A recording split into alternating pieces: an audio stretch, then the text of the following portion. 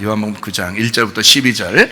예수께서 길을 가실 때에 날 때부터 맹인된 사람을 보신지라. 제자들이 물어 이르되 랍비여, 이 사람이 맹인으로 난 것이 누구의 죄로 인함이니까? 자기 죄니까 그의 부모니까? 예수께서 대답하시되 이 사람이나 그 부모의 죄로 인한 것이 아니라 그에게서 하나님이 하시는 일을 나타내고자 하심이라. 때가 아직 낮음에 나를 보내신 이의 일을 우리가 하여야 하리라. 밤이 오리니 그때는 아무도 일할 수 없느니라. 내가 세상에 있는 동안에는 세상의 빛이로라. 이 말씀을 하시고 땅에 침을 뱉어 진흙을 이겨 그의 눈에 바르시고 이르시되 실로암 못에 가서 씻으라 하시니, 실로암은 번역하면 보냄을 받았다는 뜻이라. 이에 가서 씻고 밝은 눈으로 왔더라. 이웃 사람들과 전에 그가 거리는 것을 보았던 사람들이 이르되 이는 앉아서 구걸하던 자가 아니냐. 어떤 사람은 그 사람이라 하며 어떤 사람은 아니라 그와 비슷하다 하거늘 자기 말은 내가 그라 하니, 그들이 묻되 그러면 네 눈이 어떻게 떠졌느냐? 대답하되 예수라는 그 사람이 진흙을 이겨 네 눈에 바르고 나더러 실로암에 가서 씻으라 하기에 가서 씻었더니 보게 되었노라. 그들이 이르되 그가 어디 있느냐? 이르되 알지 못하노라 하니라. 참 이상하죠? 눈을 떴는데 그럼 눈 뜨게 한 자가 어디냐? 몰라요. 눈 뜨자마자 물론 봤겠죠, 그죠? 그런데도 모른다. 그리고 실로암이라는 그 장소가 눈을 뜨게 하는 장소인데 거기서 보냄을 받았다 그랬잖아요. 실로암이라는 보냄을 받았다는 그 장소는 누구를 의미하는 거겠어요? 예수님을 말하는 거겠죠. 베데스다는 뭐예요? 베이트 헤세드, 은혜의 집이라는 얘기인데 그 은혜의 집이 누구예요? 예수님이라는 얘기예요. 그래서 그 베데스다에 더 이상 갈 필요 있다 없다? 없다. 근데 베데스다에서 만났어요, 예수님을. 진짜 예수님을, 실체를 만나죠. 그러니까 더 이상 베데스다 연못에 가 있을 필요 있어요, 없어요? 없죠. 이제 거기에 계속 있는 게 아니고 그 실체를 만났잖아요. 자, 그러면 실로암에 가서 눈을 씻었어요. 거기에 가서 예수님을 만나야 된다. 그럼 실로암의 원래 뜻이 이제 보냄을 받았다는 예수님인데, 그러면 거기서 예수님 안에서 이제 눈을 떴어요. 눈을 뜨면 더 이상 맨날 가서 실로암에 가 있을 필요 있을까 없을까? 없죠. 예수님 만났으니까. 진짜를 만나는. 그러니까 여러분이 교회 나와서 진짜를 만나기 위해서 교회 나온 것입니다. 실체를 만나기 위해서 교회 나온 거예요. 네, 그림자를 만나기 위해서 교회 나온 게 아니에요. 교회가 뭐 크네, 작네, 뭐 좋네, 안 좋네, 뭐 이런 게 아니에요. 실체는 예수 그리스도신데 그 예수 그리스도라는 핵심을 만나셔야 된다는 거야. 그걸 만나야 진짜인 거예요. 그러니까 여러분이 말씀을 통해서 이 성경책만 들고 왔다 갔다 하면 뭐예요? 이 속에서 복음이라는 예수님을 만나야지. 그게 진짜죠. 그래서 예수님 만나는 것이 중요한 거다. 회개가 먼저가 아니고 예수님을 바라봄이 먼저입니다. 이 말은 제가 이제 무슨 말을 여러분에게 하고 싶은 거냐면, 사람들은 이렇게 생각하죠. 신앙생활이 어떻게 생각하면 막 회개를 열심히 해야 뭔가 병도 고침받고, 회개를 열심히 하면 뭐 구원받고, 회개를 열심히 하면 뭐 좋은 일이 생겨나고, 이렇게 생각을 한다고요, 실제로.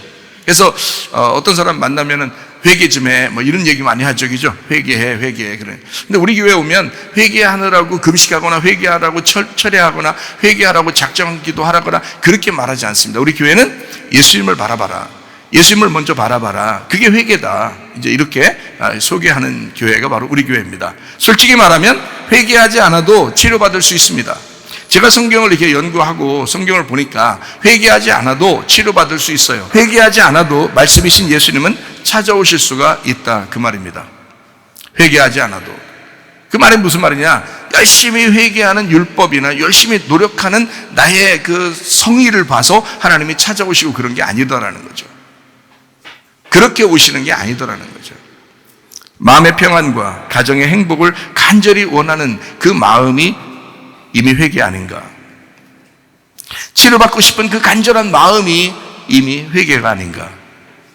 그 마음, 벌써 탕자가요, 아버지 집에 가야지. 그 간절한 마음, 이게 벌써 회개예요. 그렇죠? 막 뭐 작정기도 하고 금식기도 하고 철야기도 해야 그만큼 회개해야 뭐 회개가 된 줄 알고 그런 사람들이 있어요. 그거 아니라는 거죠. 주님을 간절히 기대하는 거, 그것이 이미 회개입니다. 누구에게나 말씀은 찾아오실 수 있습니다.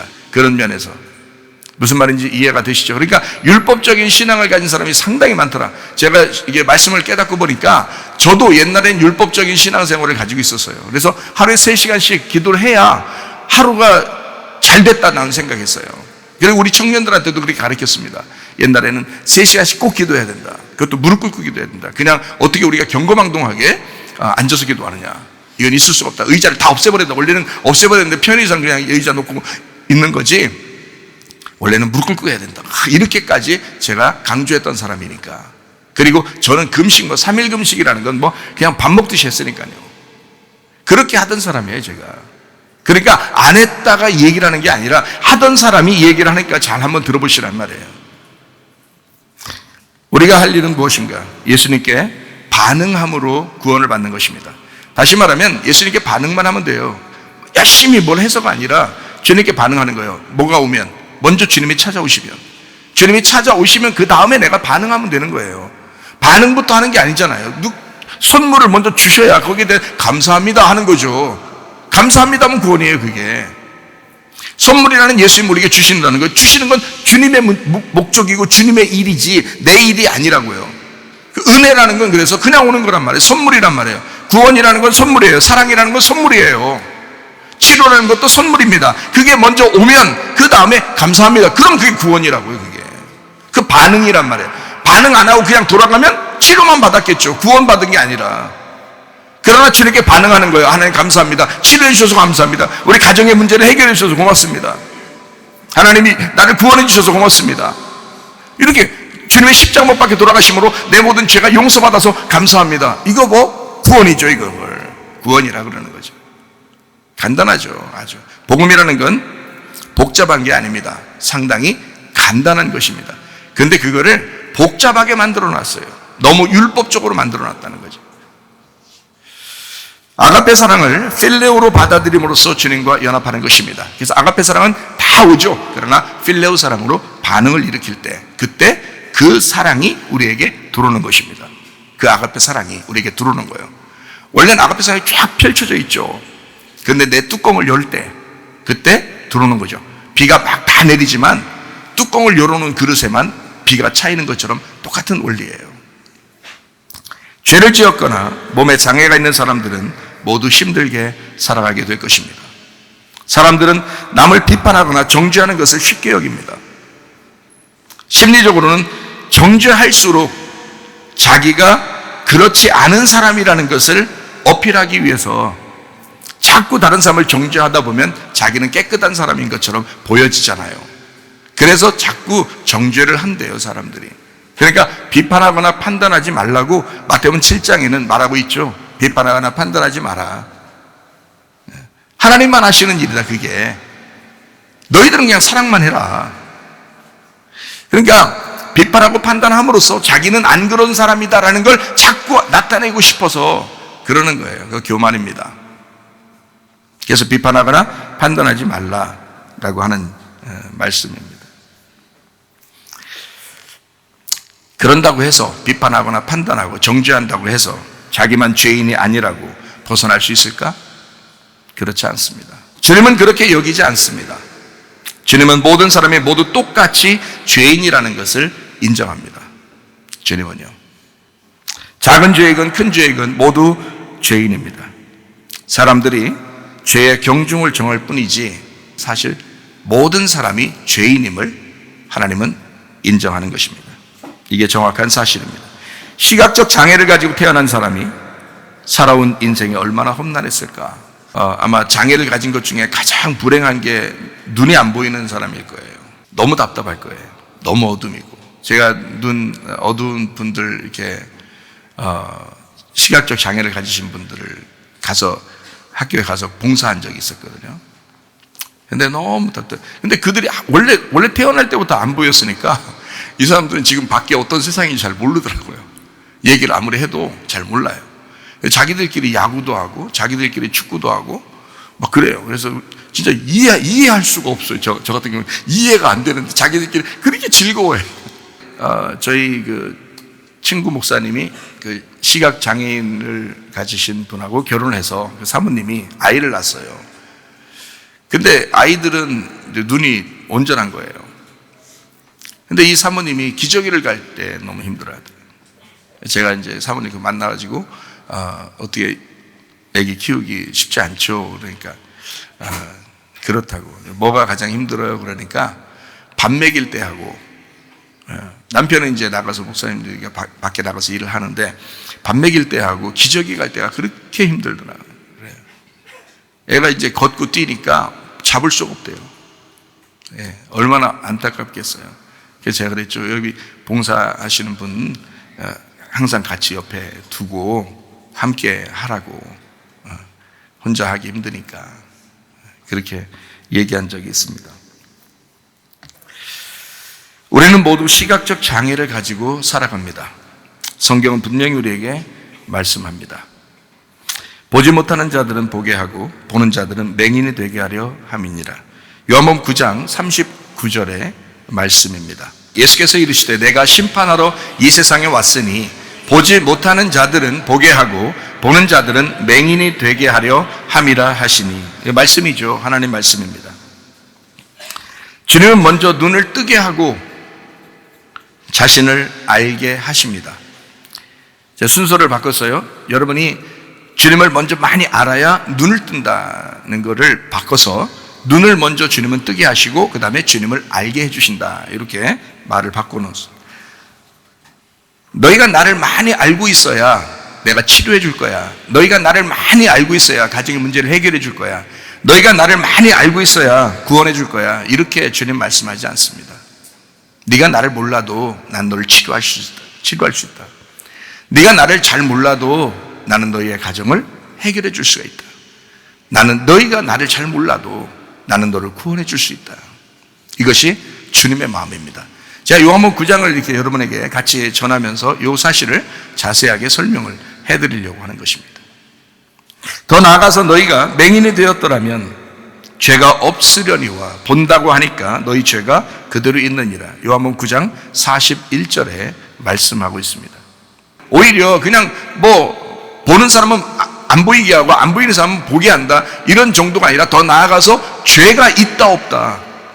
너희가 본다고 그러면 죄가 그대로 있고 너 못 본다고 그러면 죄가 없는 거다. 이렇게까지 말씀하시는 거죠. 굉장한 얘기입니다. 완전히 이 세상 사람들의 이야기하고 완전 반대 이야기를 하고 있는 것입니다. 그렇죠? 누구의 죄로 인함인지 신학적 논쟁에만 열을 내던 사람들이 있었습니다. 요한복음 9장 2절의 말씀입니다. 제자들이 물어 이르되 라삐여, 이 사람이 맹인으로 난 것이 누구의 죄로 인함이니까? 자기니까 그의 부모니까? 원래 이렇게 가르침을 받았어요. 율법적으로는 이렇게 가르침을 받았기 때문에 누구 죄 때문에 이 사람이 이렇게 맹인이 됐구나 라고 생각을 하게 된 겁니다. 그건 신학적 문쟁이죠. 빛을 가장 간절히 찾으면서 기다리던 사람에게 그의 영혼을 사랑하는 마음은 없었던 잔인한 사람들이었습니다. 주님의 접근법은 완전히 달랐습니다. 반대예요. 요한복음 9장 3절에 말씀합니다. 예수께서 대답하시되 이 사람이나 그의 부모의 죄로 인한 것이 아니다. 그에게서 하나님이 하시는 일을 나타내고자 합니다. 고통당하는 사람 찾아가서 회개하라고 하는 그런 정신 나간 종교인처럼 하지 않으시고 긍휼함이 없는 사람처럼 그렇게 말씀하지 않으시고 주님은 긍휼의 마음을 가지시고 말씀합니다. 긍휼함이 없는 마음으로 바라보면 고통만 더 안겨줄 뿐입니다. 진짜 여러분 아픈 사람 찾아가서 죄 때문에 그래 너 이런 식으로 몇 번 얘기하면요 굉장히 고통스럽습니다. 그렇지 않아도 자기 속에 죄 때문에 그런 것 같은데, 자기 속에 뭔가 걸려있는 게 있어서 그런 것 같은데 그렇지 않아도, 근데 자꾸 그런 말을 하면 더 괴롭죠. 근데 주님의 접근법이 완전히 반대죠. 긍휼의 마음으로 몸을 치료하실 뿐만 아니라 영혼까지 만져주시는 그런 하나님이셨습니다. 우리를 위로하시는 그 자리에 여전히 거기 계신 그 주님, 탕자가 돌아올 때 아버지는 그 자리에 계속 있었단 말이에요. 그 긍휼의 아버지, 그 긍휼의 주님, 오래전부터 기다렸지만 그토록 기다린 그리스도를 알아보지도 못하고 여전히 묻고 있는 자들도 있습니다. 요한복음 8장 25절의 말씀입니다. 그들이 말하되 네가 누구냐? 예수께서 이르시되 나는 처음부터 너희에게 말하여 온 자니라. 너는 누구냐? 인정하고 싶지도 않은 마음에서 나오는 비틀어진 질문입니다. 그냥 질문하는 거예요. 너는 누구냐? 뭐 믿고 싶어서 물어보는 게 아닙니다. 여러분, 눈을 뜬 맹인은 또 어떻습니까? 예수라는 분이 눈을 뜨게 했다는 것을 알고 전했지만 정작 그 예수님을 아직 잘 알지 못하는 사람이었습니다. 요한복음 9장 11절 말씀입니다. 대답하되 예수로 하는 그 사람이, 보세요, 예수로 하는 그 사람이 진흙을 이겨 내 눈에 바르고 나더러 실로암에 가서 씻으라 하기에 가서 씻었더니 보게 되었노라. 예수 알아요, 몰라요? 알아요. 아는데 진짜를 몰랐단 말이에요. 알긴 아는데 잘 알지 못하는 겁니다. 예수 알긴 아는데, 자, 교회 다녀야 되는 것도 알고 예배 드려야 되는 것도 알고 예수님을 믿는다고는 하는데 예수를 잘 몰라요. 여러분, 그런 눈뜬 자에게 주님이 다시 나타나십니다. 요한복음 9장 22절 35절이죠. 그 부모가 이렇게 말한 것은 이미 유대인들이 누구든지 예수를 그리스도로 시인하는 자는 출교하기로 결의하였으므로 그들을 무서워함이로라. 예수께서 그들이 그 사람을 쫓아냈다 하는 말을 들으셨더니 그를 만나사 이르시되 네가 인자를 믿느냐, 이렇게 되어 있습니다. 요한복음 16장 2절 한번 보면 사람들이 너희를 출교할 뿐 아니라 때가 이르면 무릇 너희를 죽이는 자가 생각하기를 이것이 하나님을 섬기는 일이라 하리라, 이렇게 말씀이 나오거든요. 그 사람들은 그때 당시에 출교라는 건 여러분 보통 문제가 아닙니다. 왜냐하면 우리 교회에서 뭐 가세요 그러면 다른 교회 가고 뭐 이렇게 되잖아요. 다른 교회에서 나가세요 그러면 우리 교회로 오고 뭐 이러잖아요, 요즘은. 근데 여기 이 시대는 그러지 않아요. 유대교 하나예요. 나라가 유대교고 유대인들은 하나님만 섬기는 유대교예요. 그냥 딱 유대 종교라고요. 그냥 그거 하나예요. 여기서 출교당하면 아무 일도 못해요. 직장도 못 가져요. 학교도 못 가요. 먹을 것도 사 먹지도 못해요. 여기서 출교당하면 끝이에요, 그냥. 그러니까 출교를 하는데, 사람들이 출교하는데 그 출교하는 사람들이 자기들은 하나님 잘 섬기는 사람들이라고 그렇게 여기는 때란 말이에요. 그래서 바울이라는 사람은 스데반 같은 사람을 사울이 바울 되기 전에 그 사울이었던 그 바울이 스데반을 때려 죽이잖아요. 때려 죽여도 사람들이 잘했다고 그러는 거죠. 오히려 더 권세를 주고 더 죽이라고 그런단 말이죠. 그러는 시대라요. 예수를 믿는다는 것이 그렇게 호락호락한 것이 아닌 시대란 말이죠. 요한복음 9장 36절에 대답하여 이르되 주여 그가 누구시니오니까 내가 믿고자 하나이다. 자, 예수라는 분은 알았지만 잘 모르는 그 사람에게 주님이 다시 찾아온 겁니다. 출교당한 그 사람에게 주님은 다시 찾아왔습니다. 보세요, 눈부터 뜨게 하고 다시 만나는 거죠. 눈부터 뜨게 하고, 야, 회개 열심히 해, 내가 너 눈 뜨게 해줄게, 이렇게 하지 않았어요. 눈부터 뜨게 하고, 다시 말하면 치료부터 하고 그 말씀이신 주님을 알게 하신다는 거죠. 그렇죠? 다시 만나서 네가 어떻게 나를 믿겠느냐?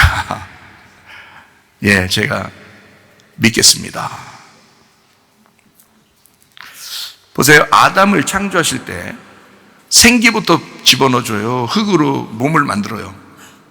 흙으로 몸을 먼저 만들고 그 다음에 생기를 불어넣어주죠. 생기부터 내려놓고 흙으로 이렇게 다시 만드는 그렇지 않잖아요. 예. 몸을 먼저 치료하고 그 다음에 영혼을 구원하신다는 거죠. 그렇죠? 광야의 만나도 마찬가지죠. 야, 너희들 말이야, 생명의 떡을 잘 알아야 내가 만나를 내려줄 거야, 그러지 않죠. 생명의 떡이 누군지도 모르는데 그냥 막 내려줘요, 광야에 간 사람들에게. 그죠? 40년을 무려 매일마다 내려줍니다. 그 사람들이 무슨 생명의 떡이 뭔지를 알았겠어요? 예수가 누군지를 알았겠죠? 잘 모른다고. 예수가 아직 오시기 전이니까 잘 모르는데도 그냥 내렸다 계속 만나를, 광야의 만나를 먼저 내려주신다고요. 먹고 살아야 되니까. 여러분의 먹는 거, 입는 거, 여러분의 그 질병에 관한 문제, 또 가정의 문제들, 그런 문제들을 하나님께서 왜 모르실까? 먼저 아신다 이 말이에요. 그걸 먼저 해결해 주기를 원하시죠, 당연히. 광야의 만나를 그 사람들이 믿음이 좋았기 때문에, 믿음 때문에 만나를 내리는 게 아니에요. 믿음 없는데 그냥 만나부터 내려주는 거예요. 이해가 되십니까? 몸부터 만들어 놓고 생기를 주는 거라고요, 여러분. 몸을 먼저 관심을 하나님이 가져주시고 그 다음에 영혼을 챙기시는 하나님이시라고요. 이게 하나님의 사랑이라는 겁니다. 그러니까 사람들, 너희들 내가 관심 하나도 없어. 너희들 영혼의 구원만 받으면 돼. 이렇게는 안 하신단 말입니다. 하나님이. 잘 아셔야 된다고. 이걸 좀 이해하셔야 된다고, 성경을. 율법을 먼저 주고 그 다음에 그 안에서 복음을 깨닫게 하시죠. 표적을 먼저 보여주고 그 다음에 그 안에서 복음을 깨닫게 하신다. 그게 주님이죠. 그러니까 이스라엘 백성들 이제 6월절 어린 양의 피로 홍해바다 건너 광야에 나왔는데 수많은 표적들을 보여주셔. 그러면서 주님이 늘 너희와 함께하고 있다라는 걸 알려주시죠. 그리고 그 속에 있는 의미, 그 뜻, 내용, 그것을 이제 말씀을 통해서 깨닫게 해주시죠. 맹인은 날 때부터 세상과 분리된 사람이었습니다. 이제 그의 신학도, 그의 교리도 그 사람과 분리되어야 합니다. 쫓아냈다 하는 말을 들으신 예수님이 찾아오십니다. 이거 굉장히 중요한 거예요.